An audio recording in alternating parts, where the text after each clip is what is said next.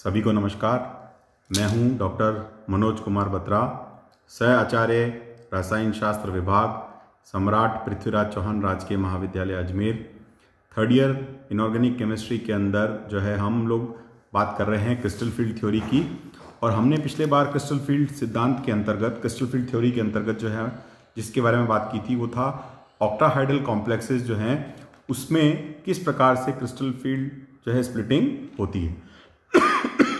अष्टफलकीय संकुलों में किस प्रकार से जो है क्रिस्टल क्षेत्र जो है विपाटन जो है वो होता है, और दोनों प्रकार के लिगेंड्स की उपस्थिति में, अर्थात स्ट्रॉन्ग फील्ड लिगेंड की उपस्थिति में और वीक फील्ड लिगेंड की उपस्थिति में इनके जो डी ऑर्बिटल्स हैं उसमें किस प्रकार की स्प्लिटिंग होती है, उसके संबंध में हमने पिछले वाले लेक्चर में जो CFT4 लेक्चर था उसमें चर्चा की थी। आज का जो लेक्चर है CFT5 crystal field theory number 5, इसमें हम बात करने वाले हैं कि जो अष्टफलकीय संकुल है उनमें क्रिस्टल क्षेत्र स्थायीकरण ऊर्जा की गणना जो है वो हम किस प्रकार करते हैं, अर्थात calculation of crystal field stabilization energy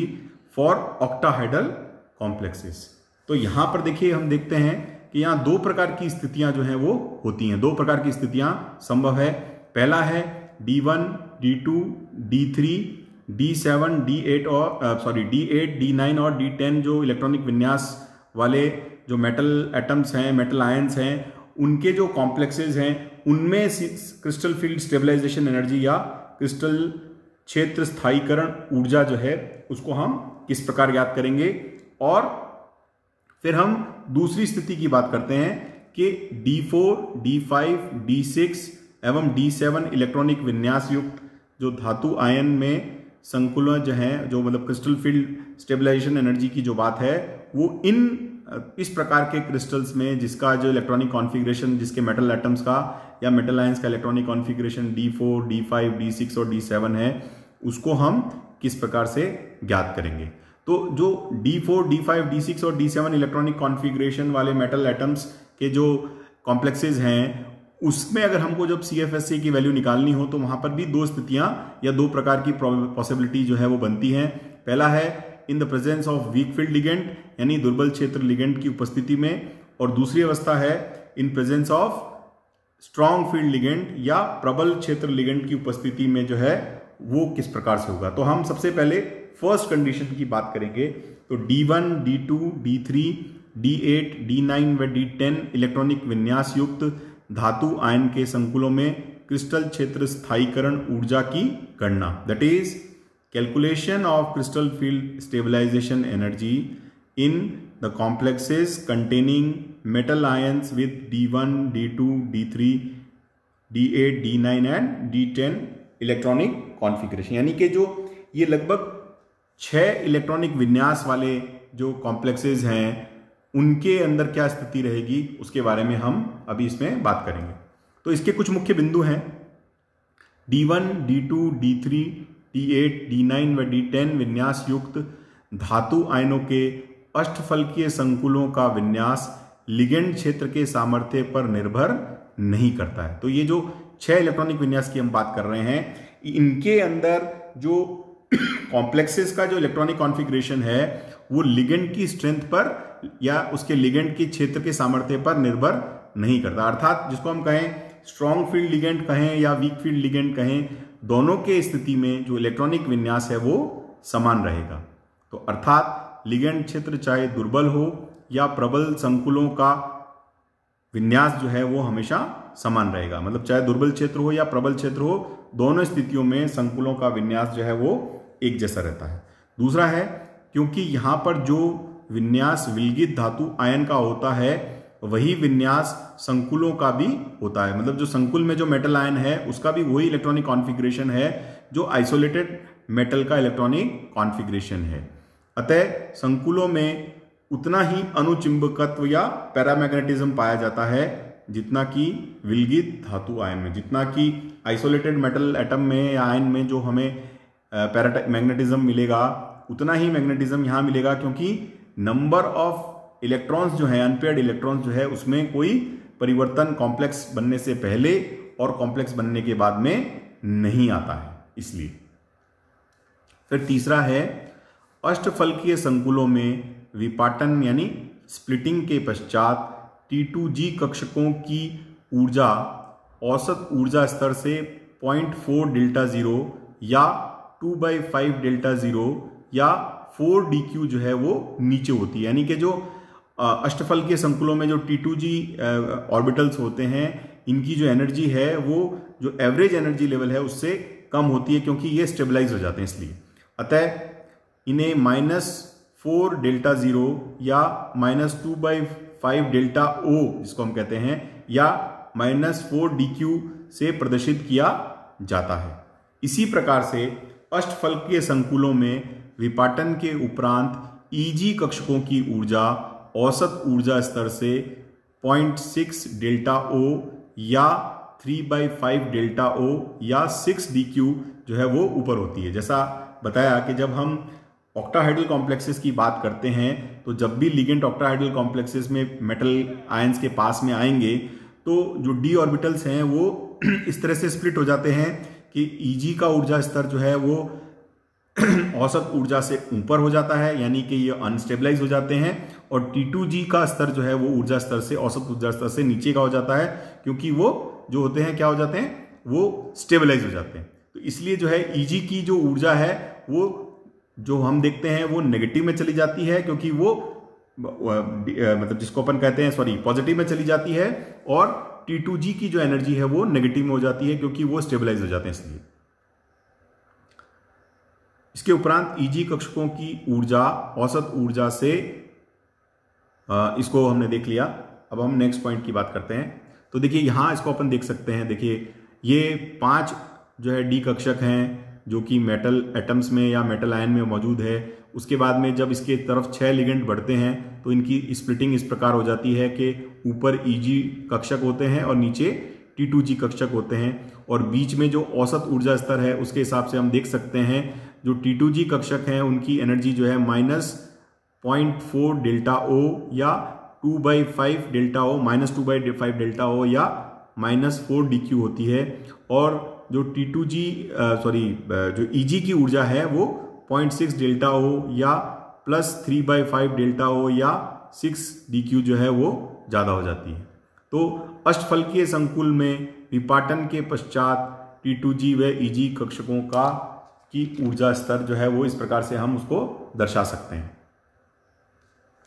फिर है इसका जो मुख्य बिंदु है कि अष्टफलकीय संकुलों में क्रिस्टल क्षेत्र स्थायीकरण ऊर्जा CFSC की गणना जो है वो हम निम्नलिखित सूत्र के द्वारा कर सकते हैं। तो ये सूत्र क्या है, CFSC is equal to -0.4x + 0.6y multiplied with delta O plus A into pi. अब यहां जो प्रयुक्त विभिन्न पद हैं उसमें हम समझ सकते हैं कि CFSC जो है आपको पता है क्रिस्टल फील्ड स्टेबलाइजेशन एनर्जी, या जिसको हम हिंदी में कहते हैं क्रिस्टल क्षेत्र स्थायीकरण ऊर्जा है। X जो है वो क्या है, वो T2G कक्षकों में स्थित कुल इलेक्ट्रॉन की संख्या है। Y क्या है, EG कक्षकों में स्थित कुल इलेक्ट्रॉन की संख्या है। A क्या है, संकुल में स्थित कुल इलेक्ट्रॉन युग्मों की संख्या है। पाई क्या है, औसत युग्मन ऊर्जा जिसको हम एवरेज पेयरिंग एनर्जी कहते हैं। और डेल्टा O के बारे में हम बात पहले कर चुके हैं, यह है ऑक्टाहाइड्रल कॉम्प्लेक्सेस के अंदर क्रिस्टल फील्ड स्प्लिटिंग एनर्जी या अष्टफलकीय संकुलों में क्रिस्टल क्षेत्र विपाटन ऊर्जा। फिर अगला बिंदु है D1, D2, D3,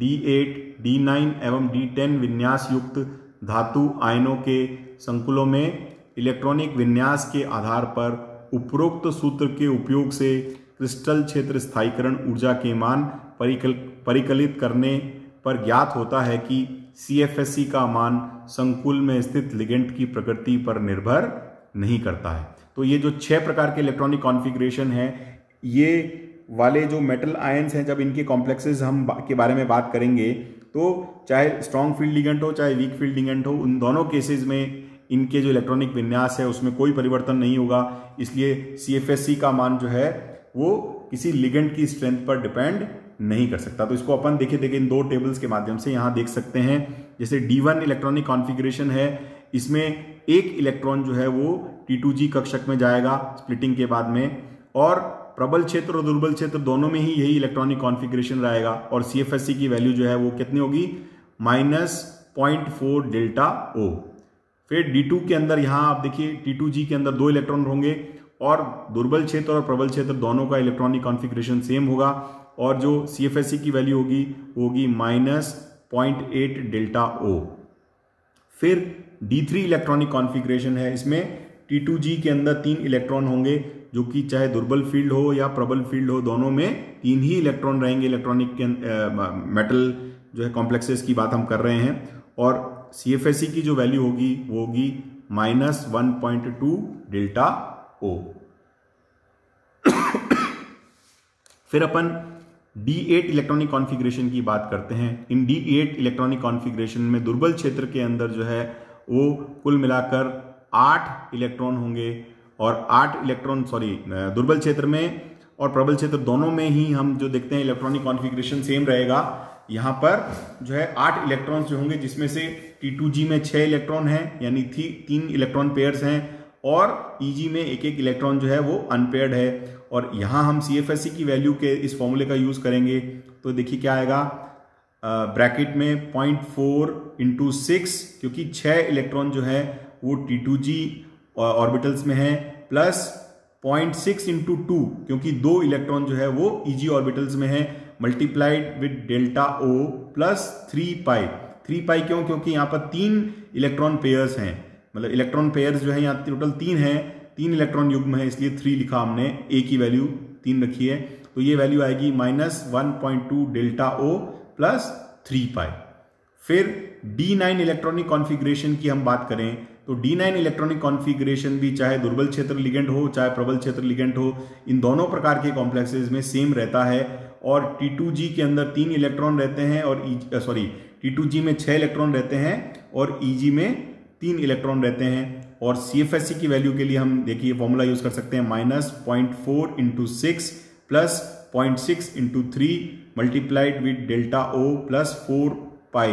4 पाई इसलिए क्योंकि यहाँ पर कुल 4 इलेक्ट्रॉन पेयर्स हैं, 3 इलेक्ट्रॉन पेयर जो है वो T2G में है और 1 इलेक्ट्रॉन पेयर जो है वो EG में है। तो इस तरह से जो CFSE की वैल्यू आती है वो आती है -0.6 डेल्टा O प्लस 4 पाई। फिर लास्ट में D10 इलेक्ट्रॉनिक कॉन्फ़िगरेशन है, ये भी जो है चाहे स्ट्रॉन्ग फील्ड लिगेंड हो चाहे वीक फील्ड लिगेंड हो, दोनों के अंदर सेम रहता है और यहाँ जो वैल्यू आती है CFSE की वो आती है फॉर्मूले में -0.4 × 6 प्लस 0.6 × 4, तो ये दोनों कैंसिल हो जाएंगी तो आ जाएगी 0.0 या दैट इज डेल्टा 0 की वैल्यू 0 हो गई, डेल्टा O की वैल्यू 0 हो गई और 5 पाई इज जिसको पेयरिंग एनर्जी कहा और 5 क्या है, वो इलेक्ट्रॉन्स कितने पेयर्ड हैं, तो टोटल 5 इलेक्ट्रॉन पेयर्स हैं तो इसलिए हमने 5 पाई कहा। तो ये CFSE की वैल्यू इसमें इस प्रकार से हम याद कर सकते हैं। तो इस तरह से ऑक्टाहेड्रल कॉम्प्लेक्सेस के अंदर स्ट्रॉन्ग फील्ड और वीक फील्ड लिगेंड के में ये जो 6 प्रकार का इलेक्ट्रॉनिक कॉन्फ़िगरेशन होता है उन सब में जो है CFSE की वैल्यू जो है चाहे वो स्ट्रॉन्ग फील्ड लिगेंड हो चाहे वो वीक फील्ड लिगेंड हो वो समान आती है। कल हम बात करेंगे जो बाकी 4 इलेक्ट्रॉनिक कॉन्फ़िगरेशन है यानी D4, D5, D6 और D7, उनके अंदर किस प्रकार से CFSE की वैल्यू जो है वो हम ज्ञात करते हैं स्ट्रॉन्ग फील्ड लिगेंड में और वीक फील्ड लिगेंड में। इसके लिए आप सभी जो है इस 3rd ईयर के अंदर जो इनऑर्गेनिक केमिस्ट्री की बुक है आप उसको भी देखें, जिससे कि आपको पता रहे कि हम क्या पढ़ रहे हैं और उसको किस प्रकार से किताबों में दिया हुआ है। तो आज के लेक्चर में इतना ही। आप सभी का बहुत बहुत धन्यवाद।